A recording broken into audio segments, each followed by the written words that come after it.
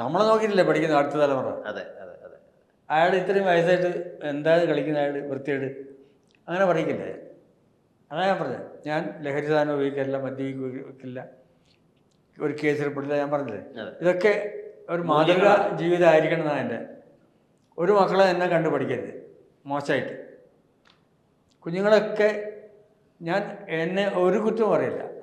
ഞാൻ എത്രയോ പടങ്ങളിൽ ഞാൻ മ്യൂസിക് ചെയ്തിട്ടുണ്ട്, എത്രയോ പടങ്ങളിൽ ഞാൻ അഭിനയിച്ചിട്ടുണ്ട്, പിന്നെ ഡയറക്റ്റ് ചെയ്തു. അപ്പോഴൊന്നും ഇപ്പോൾ ഞാൻ ഡയറക്റ്റ് ചെയ്യുന്ന സമയത്ത് ഇവരൊക്കെ ക്ലിയർ ആണെന്ന് എനിക്കറിയാം. അപ്പോൾ ഞാൻ തലശ്ശേരിയിൽ അന്ന് ഷൂട്ടിങ്ങിന് സമയത്ത് ഹോട്ടലിൽ രാത്രി ഒരാൾ കുറ്റിയിട്ടുള്ള പരിപാടി വേണ്ട. ഞാൻ പറഞ്ഞു എല്ലാവരും തുറന്ന് ചെയ്യുക. ഇപ്പം പെൺകുട്ടികൾക്ക് പ്രത്യേകിച്ചുള്ള പരിപാടി അതൊന്നും നടക്കില്ല. അവർ ഞങ്ങളുടെ ആഗ്രഹമുണ്ട് അതൊക്കെ പുറത്ത് ചെയ്തോളാം, എൻ്റെ സെറ്റിൽ അതൊന്നും നടക്കില്ല. അവർ അതാണ് ഡിസിപ്ലിൻ വേണം. ഡിസിപ്ലിൻ, സമ്പൂർണ്ണമായിട്ട് ഡിസിപ്ലിൻ വേണം ജീവിതത്തിൽ വേണം. അത് ചെയ്യിക്കുകയും വേണം. അതാണ് എൻ്റെ ലക്ഷ്യം. ഒരാളും സ്ഥിരമായിട്ട് ഒരു വിരോധമാണ്. അതിൻ്റെ വിരോധം ഒരു കാര്യമില്ല. അതാണ് ഞാൻ പറയുന്നത്. എനിക്കങ്ങനെ ഒന്നുമില്ല. അത് പഠിക്കണം, എന്നെ കണ്ടിട്ടാണ് പഠിക്കേണ്ടത് കുട്ടികൾ. അതാണ് ഞാൻ പറയുന്നത്. അതെ, വരുന്ന തലമുറ കണ്ട് പഠിക്കട്ടെ. ഇപ്പൊ ഈ സിനിമ കാണുന്നത് വഴി ഇപ്പൊ ലോകം കാണുമ്പോഴാണ് നമുക്ക് ഒരു സ്ത്രീയെ കേന്ദ്ര കഥാപാത്രമാക്കിക്കൊണ്ട് നമുക്കൊരു സൂപ്പർ ഹീറോ സിനിമ പറഞ്ഞാൽ ഇവിടെ സെയിൽ നടക്കും, ഇത് ഗംഭീരമായിട്ട് ഇവിടെ വർക്ക് ആവുന്നതായിരിക്കും. പക്ഷെ അവിടെ ശ്രദ്ധിക്കേണ്ടത് ഇപ്പോൾ ലോകയിൽ ഏറ്റവും അധികം വർക്ക് ചെയ്ത ബാക്ക് സ്റ്റോറി ആണല്ലോ. നീലയുടെ ബാക്ക് സ്റ്റോറിയാണ് ഏറ്റവും അധികം വർക്ക് ആയത്.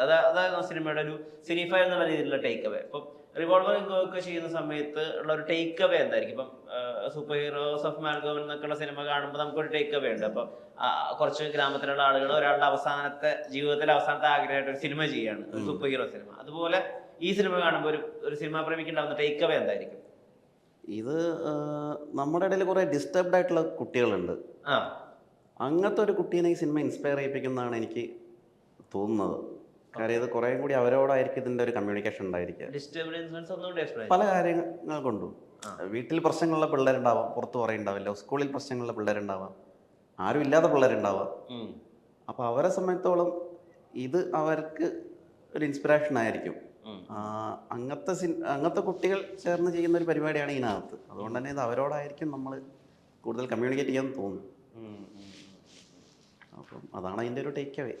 ഈ ഇപ്പോൾ ആട് 3യുടെ സമയത്ത് എന്നോട് വിജയബാബു പറഞ്ഞത്, മിഥുൻ സ്ക്രിപ്റ്റ് എഴുതിയതിനു ശേഷം ഒരുപാട് ജെൻസി വൈബുള്ള കുട്ടികൾ അല്ലെങ്കിൽ ജെൻസി വൈബുള്ള അസിസ്റ്റൻസിനോട് ഇത് വായിച്ച് കേൾപ്പിക്കുമായിരുന്നു. സോ ദാറ്റ് അവർക്ക് ഇത് കണക്ട് ആവുന്നുണ്ടോ, അവർക്ക് ഈ തമാശകൾ വർക്ക് ആവുന്നുണ്ടോ. അപ്പോൾ റീൽസ് ഉള്ള കാരണം നമ്മൾ കോണ്ടക്സ്റ്റ് ഇല്ലാതെ ചിരിക്കാനും കരയാനും ഒക്കെ പഠിച്ചത് കൊണ്ട് അവർക്കത് വർക്ക് ആവുന്നുണ്ടോ എന്ന് നോക്കുന്നുണ്ടായിരുന്നു. അതുപോലെ ഇപ്പോൾ വർക്ക് ആവുന്ന മോഹിനിയാട്ടം എന്നുള്ള സിനിമ ചെയ്യുമ്പോഴും അവിടെ സ്ക്രിപ്റ്റ് സൂപ്പർവൈസേഷന് മിഥുൻ എന്ന് പറയുന്ന മിഥുൻ മെനോ തോമസ് ഉണ്ടായിരുന്നു. അപ്പം വിഷ്ണുവും ബിബിനും ചേർന്ന് എഴുതുമ്പോഴോ അല്ലെങ്കിൽ ഒറ്റയ്ക്ക് എഴുതുമ്പോഴൊക്കെ ഇപ്പോൾ ജെൻസികൾക്ക് കണക്ട് ആവുന്നുണ്ടോ, അവർക്കത് വർക്കാണോ? കാരണം അവരാണല്ലോ ഈ തിയേറ്ററിൽ പോയി സിനിമ കാണുന്ന ഒരു ഫസ്റ്റ് ഓഡിയൻസ്. അങ്ങനെ മനസ്സിൽ വെച്ചിട്ടാണോ കോണ്ടന്റ് ഉണ്ടാക്കുന്നത്? അല്ലാതെ നമ്മൾ മുമ്പാണെങ്കിലും നമ്മുടെ കൂട്ടുകാരൊക്കെ വിളിച്ച് സ്ക്രിപ്റ്റ് കേൾപ്പിക്കുമായിരുന്നു. അപ്പോൾ അവരുടെ റെസ്പോൺസ് ഒക്കെ നമ്മൾ പഠിക്കുമായിരുന്നു. പക്ഷെ അത് നിങ്ങളുടെ പ്രായമുള്ള കൂട്ടുകാരായിരിക്കുമല്ലോ. അല്ല, അവരൊക്കെ ഇപ്പൊ പ്രായമായി. അപ്പൊ പുതിയ ജെൻസികളായിട്ട് ഇനി കേൾപ്പിക്കണം. ഇപ്പൊ ഗണപതിയൊക്കെ പറയുന്നുണ്ട് ജെൻസികളായിട്ട് എങ്ങനെ അടുക്കും എന്നറിയില്ല, ജെൻസികളായിട്ട് എന്ത് വിധത്തിൽ ഒരു മദ്യക്കുപ്പി വാങ്ങിച്ചിരുന്നാലോ എന്ന് വരെ ഞാൻ ആലോചിച്ചിട്ടുണ്ട് എന്ന് വരെ ഗണപതി എന്നോട് ഇന്റർവ്യൂല് പറഞ്ഞിട്ടുണ്ട്. തമാശക്കാണ്. അപ്പൊ ഈ ജെൻസി കുട്ടികൾ അവരായിട്ട് കണക്ട് ആവുക, അപ്പൊ അവർക്ക് വയലൻസ് ഒക്കെ വളരെ എസ്തെറ്റിക്കലി പ്രസന്റ് ചെയ്താൽ വളരെ ഇഷ്ടമാണ്. ഇപ്പൊ മാർക്കൊക്കെ അതുകൊണ്ടാണല്ലോ സെലിബ്രേറ്റ് ആവുന്നത്. മോഹിനിയാട്ടത്തിൽ പോലും അങ്ങനെ ഒരു വയലൻസിന്റെ എലമെന്റ് ഉണ്ട്, അവർക്ക് അത് താല്പര്യം ഉണ്ടായ ഏരിയ. അപ്പൊ വിഷ്ണുവും ബിബിനൊക്കെ ഇനി എഴുതുമ്പോ അവരെ മനസ്സിൽ വെച്ചുകൊണ്ട് എഴുതാതെ എങ്ങനെയാ ചെയ്യാൻ പോകുന്നത്?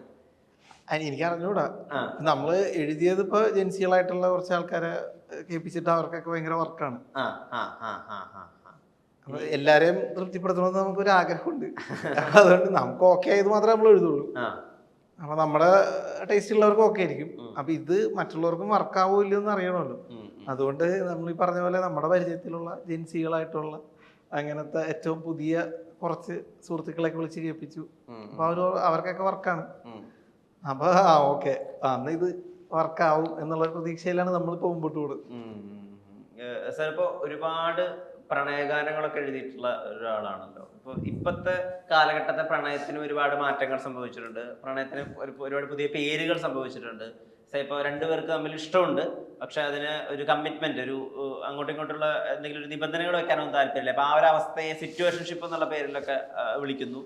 ഇപ്പോൾ ഒരാളെ സ്നേഹിച്ചുകൊണ്ടിരിക്കുമ്പോൾ മറ്റൊരാളോടും ഇഷ്ടമുണ്ട്, അയാളെ അപ്പോൾ സൈഡ് ലൈൻ ചെയ്ത് വെച്ചിരിക്കുകയാണ്, അതിനെ ബെഞ്ചിങ് എന്ന് വിളിക്കുന്നു. അങ്ങനെ പുതിയ ടേംസും പുതിയ രീതിയിലാണ് പ്രണയത്തെയൊക്കെ കാണുന്നത്. കുറച്ചുകൂടി സ്വാതന്ത്ര്യത്തോട് വിട്ടാണ് രണ്ട് പങ്കാളികളും കാണുന്നത്. അപ്പോൾ ഈ പുതിയ കാലഘട്ടത്തെ പ്രണയത്തിന്റെ ട്രെൻഡുകൾ അതൊക്കെ വായിക്കാനും മനസ്സിലാക്കാനും അറിയാനും ശ്രമിക്കുന്നുണ്ട്. എഴുത്തിൽ അത് കൊണ്ടുവരാൻ കൂടി ഒരു ശ്രമമുണ്ടോ സാറിന്റെ ഭാഗത്ത്? ഇല്ല, നമുക്ക് ഇത്രേ ഉള്ളൂ.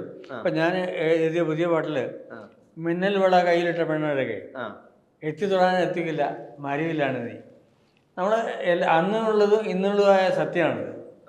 ഇത്രയൊക്കെ നമുക്ക് നമ്മളെ കാഴ്ചയിൽ കാണുന്ന കുട്ടികൾക്ക് ഇഷ്ടപ്പെടുന്ന ഒരു ബിംബമാണ് ഞാൻ നോക്കുന്നത്. പുതിയ കുട്ടികൾക്കും പഴയ ആൾക്കാർക്കും മനസ്സിലാവുന്നതും അവർക്ക് സ്നേഹിക്കാൻ പറ്റുന്ന ബിംബങ്ങളെ അന്വേഷിക്കുകയാണ് ഞാൻ. അത് രസിക്കണം ആൾക്കാർ. മിന്നൽ വേള എന്ന് പറയുമ്പോൾ എന്ത് ഒരു രസമുണ്ടല്ലോ. ഞാനതായാലും ആ ഭാഷയിലും പിന്നെ രസിക്കുന്നതായ വിഷയങ്ങൾ ഭംഗിയായിട്ട് പറയാം. പിന്നെ അത്രേ ഉള്ളൂ. ഏതിലും ഇപ്പം അത് കഴിഞ്ഞിട്ട് പിന്നെ എഴുതിയൊരു പാട്ടിൽ ഞാൻ ഇതാണ് ഇത് കഴിഞ്ഞിട്ട് എന്താണ് പള്ളി ചേട്ടമ്പയിലെ ആ പാട്ടിൽ അതുപോലെയുണ്ട്. അതുപോലെ ബിംബങ്ങളേ ഉള്ളൂ രസിക്കുന്ന ഇത്. ഈ ആദ്യ വാക്ക് ഒരു ശ്രമം ഉണ്ടല്ലോ. ഇപ്പൊ ഓരോ കാലം ഉണ്ടല്ലോ, അല്ലെങ്കിൽ ലജ്ജാവതി. അപ്പൊ ഇത് ഓരോ കാലഘട്ടത്തിന് ആദ്യ വാക്ക് മാറ്റിക്കൊണ്ടിരിക്കും. അതെപ്പോഴും അതൊരു സൂത്രമാണ് അതിൻ്റെ. ഇപ്പം നാക്കാണ്. ഇപ്പം ദേവദന്തുഭി എന്ന് പറഞ്ഞ വാക്ക് അതിനു മുമ്പേ ആരും ഉപയോഗിച്ചിട്ടേ ഇല്ല. എന്നോട് ഭരതേട്ടൻ പറഞ്ഞു, നിങ്ങൾ വരാത്തതുകൊണ്ട് ഞാൻ ദേവദന്തുഭി എന്നുള്ള വാക്ക് വൈശാലിയിൽ പിന്നെ ഓനു സാറിനെ കൊണ്ട് എഴുതിച്ചു. അതാണ് ദേവദന്തുഭി തന്നെയല്ലേ. അത്രയും ആ വാക്കിന് ചില ശക്തിയുണ്ട്. ഇപ്പോൾ പ്രമദവനം എന്ന് അന്ന് എഴുതാൻ കാരണം ഒരു സംഭവം ഉണ്ടായിരുന്നു. അതിൽ രവിയേട്ടൻ്റെ വേറെ ട്യൂണിൽ ഇരുഹൃദയങ്ങൾ എന്നൊരു പാട്ടുണ്ട്. അപ്പോൾ എന്നോട് തിരുമേനി എന്നെ ഒന്ന് രക്ഷിക്കണം കേട്ടോ, ഇത് ഇങ്ങനൊരു പാട്ടുണ്ട്, അത് ഞാൻ മാറ്റിത്തരാണ്. സമസ്ഥാനത്ത് ആക്കിയപ്പോഴേക്ക് ഇതല്ലേ എന്താണ് ദേവദന്തുഭി പ്രമദവൻ എന്നുള്ള വാക്ക് വന്നപ്പോൾ ഇരു ഹൃദയങ്ങൾ എന്നുള്ള സംഭവം മാറി. ഇത് പെട്ടെന്ന് മനസ്സിലാവാത്തൊരു സാധനമായി. ദാസേട്ടൻ പോലെ എന്നോട് ചോദിച്ചു, എന്നാ പ്രമദവൻ?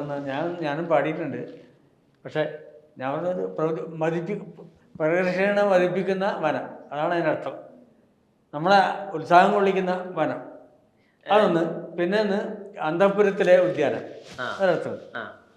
ഇതൊക്കെ അറിഞ്ഞാലും അറിഞ്ഞില്ലെങ്കിലും നമുക്ക് പ്രശ്നമില്ല. ആ ഒരു വാക്ക് ഭയങ്കര ക്ലിക്കാവും. ഭംഗിയുള്ള വാക്ക്. ഗോപികാവസന്തം, കണ്ണീർ പൂവ്, തങ്കത്തോണി, പഞ്ചവർണ്ണ പൈങ്കിളി പെണ്ണെ, എല്ലാവരും ഉണ്ട്. ഒരു സാധനം കിട്ടിയാൽ അത് പിടിക്കും. ചിലതങ്ങനെ കളിവീട്, ചിലതത്ര വലിയ കാര്യമായിട്ടൊന്നും ആയിരിക്കില്ല. ചില സൂത്രങ്ങൾ അതൊരു നാക്കുകളാണ് നമ്മളെ. ഒരു സമയത്ത് ദാസേട്ടൻ വീട്ടിൽ വന്ന് ഭക്ഷണം കഴിച്ചിട്ട് അമ്മയുടെ കാൽക്കലൊന്ന് വീഴണം എന്ന് ആഗ്രഹം പറഞ്ഞു. അപ്പൊ ഇത് സാറിനോടാണ് പറഞ്ഞത്, പക്ഷെ കേട്ടത് അമ്മയാണ്. അപ്പൊ കാലി വീഴാൻ വേണ്ടി വന്നപ്പോഴേക്കും അമ്മ വന്നിട്ട് ദാസേട്ടന്റെ കൈകൾ രണ്ടും പിടിച്ചിട്ട് അങ്ങനെ ചെയ്യരുത് മോനെ, രണ്ടുപേരും അങ്ങോട്ടും ഇങ്ങോട്ടും നോക്കി കരഞ്ഞു പോയി എന്നുള്ളത്. അപ്പോൾ യേശുദാസ് എന്നുള്ളൊരു മഹാഗായകന് ഒരു സഹോദരനായിട്ടോ സുഹൃത്തായിട്ടോ അതിനൊക്കെ അപ്പുറമല്ലേ ആയിട്ടാണോ സാർ ഇപ്പോഴും കാണുന്നത്? നിങ്ങളുടെ തമ്മിൽ ആത്മബന്ധം ഇപ്പോഴും എങ്ങനെയാണ്? ആത്മബന്ധങ്ങൾ തന്നെയാണ് ഏറ്റവും പ്രധാനം. അതന്നെയാണ് ഏറ്റവും പ്രധാനം. ആത്മബന്ധങ്ങളിലൂടെയാണ് നമ്മൾ ഒരു വിഷയം പറയുന്നതും അതിനെ ഉയർത്തെഴുന്നേൽപ്പിക്കുന്നതും എങ്ങനെയാണ്.